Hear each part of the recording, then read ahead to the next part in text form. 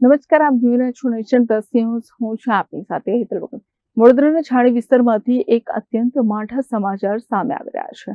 અહીં પસાર થતી નર્મદાની મુખ્ય કેનાલમાં એક 22 વર્ષીય આશાસ્પદ યુવાન ડૂબી ગયો હોવાની દુર્ઘટના સર્જાઈ છે. વડોદરાના છાણી વિસ્તારમાં આવેલી કેનાલ પાસે આજે અચાનક અફરાતફરીનો માહોલ સર્જાયો હતો. મળતી માહિતી મુજબ અંદાજે 22 વર્ષીય વયનો એક યુવાન કેનાલના પાણીમાં લાપતા થયો છે. યુવાન કેનાલમાં ભૂલથી નાહવા પડ્યો હતો કે પછી આ કોઈ આત્મહત્યાનો પ્રયાસ છે તે અંગે હજી સુધી કોઈ સત્તાવાર વિગતો બહાર આવી નથી.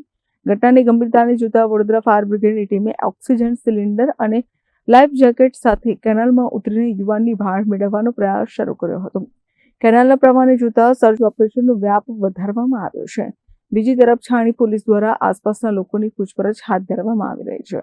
ઘટનાને પગલે કેનાલ કાંઠે લોકોના મોટા ટોળા એકત્ર થયા છે, જેના કારણે ટ્રાફિક અને સુરક્ષાને ધ્યાને રાખી પોલીસ બંદોબસ્ત પણ ગોઠવી દેવામાં આવ્યો છે. કેમેરામેન નવનીત પરમાર સાથે Chirag Patel, nation plus news, Vadodara. સમાચારોના સતત અપડેટ મેળવવા માટે અમારી નેશન પ્લસ ન્યૂઝની યુટ્યુબ ચેનલને સબસ્ક્રાઇબ કરો, બેલ આઇકન દબાવો અને જોડાયેલા રહો ફેસબુક, ઇન્સ્ટાગ્રામ અને ટ્વિટર પર.